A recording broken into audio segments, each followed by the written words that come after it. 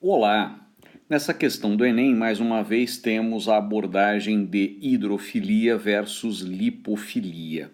A questão diz que os tensoativos são compostos capazes de interagir com substâncias polares e apolares. A parte iônica dos tensoativos interage com substâncias polares e a parte lipofílica, isto é, apolar, interage com as substâncias apolares. A estrutura orgânica de um tensoativo pode ser representada por, note então, uma longa cadeia hidrocarbônica, isto é, formada por carbono e hidrogênio, e uma extremidade com carga negativa. Essa é a forma estrutural do tensoativo. E aqui é feita uma representação esquemática da longa cadeia hidrocarbônica e da extremidade eletricamente carregada.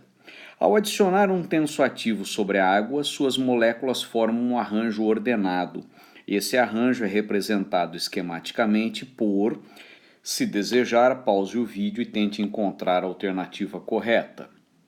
Bem, o enunciado diz que as substâncias denominadas tensoativos são capazes de simultaneamente interagir com substâncias apolares e com substâncias polares.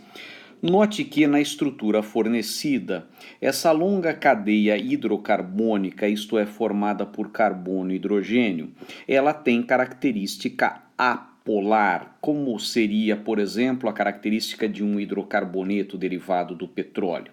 Note também que esta extremidade, que tem a carga elétrica negativa, ela tem condições de interagir com a água, pois a água é polar.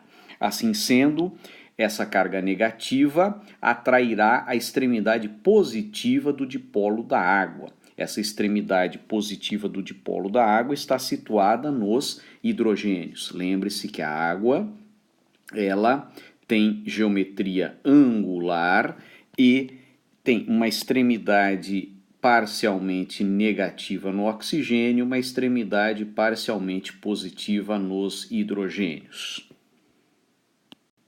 Bem, a inspeção das alternativas pode nos permitir eliminar várias delas que mostram situações absurdas. Por exemplo, a alternativa A mostra que as cadeias hidrocarbônicas estão mergulhadas na água e, portanto, interagindo com ela, o que não é possível, já que a cadeia ela tem aversão à água, ela é hidrófoba, ela tem afinidade por substâncias apolares, ela é lipofílica, tem afinidade por lipídios. A alternativa B mostra que as cadeias apolares estão interagindo entre si, porém logo acima do nível da água e, portanto, interagindo com ela, o que também não constitui uma situação favorável. A alternativa D tem uma situação semelhante em que as cadeias apolares estão interagindo com a água, o que não é correto. Ficamos com a alternativa C e a alternativa E, que se parecem bastante. A diferença é que aqui as extremidades polares do tensoativo estão no nível da água, interagindo com ela, e as cadeias apolares para fora da água, interagindo exclusivamente umas com as outras. Na alternativa E, temos as extremidades polares interagindo com a água e as cadeias apolares mergulhadas também na água e, portanto, interagindo com ela. Esta é a diferença essencial entre a alternativa C e a alternativa E. A alternativa E mostra uma situação que não é estável. A alternativa C mostra que as cadeias lipofílicas, isto é, hidrófobas, estão interagindo entre si e as extremidades polares estão interagindo com a água, constituindo, portanto, uma situação que é possível quando um tensoativo é misturado com água. Portanto, a alternativa é C. Vamos aproveitar essa questão para falar sobre as duas situações que são comuns quando um tensoativo é adicionado à água. A primeira situação é aquela que foi explorada pela questão e que conduziu à alternativa correta. Uma segunda situação é esta que você vê aqui esquematizada, na qual um aglomerado de partículas do tensoativo podem se dispersar na água desde que as cadeias apolares fiquem voltadas para dentro dessa estrutura globular e as extremidades polares fiquem voltadas para fora.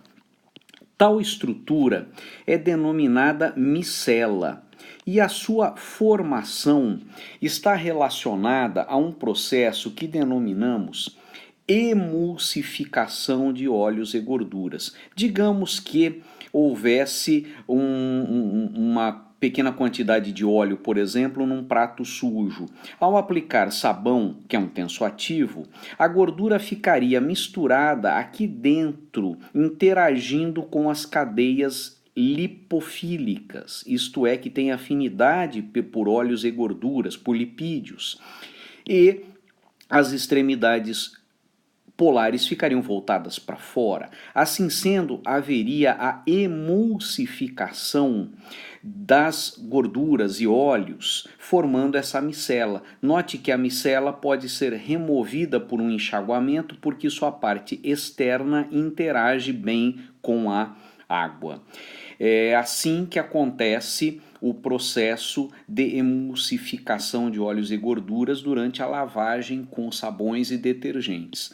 No processo digestório de óleos e gorduras, acontece um processo similar de emulsificação, em que substâncias produzidas pelo sistema digestório, notadamente os sais biliares, têm esse poder de emulsificar óleos e gorduras, facilitando sua dispersão em água. Dizemos que as micelas dispersas em água constituem um sistema coloidal. Essas partículas, elas são de dimensões tão pequenas que não são visíveis a olho nu, porém não são suficientemente pequenas para que digamos que elas estão em solução. Dizemos que uma situação desse tipo é um sistema coloidal. No caso, um sistema coloidal em que micelas estão dispersas no meio aquoso. É isso aí.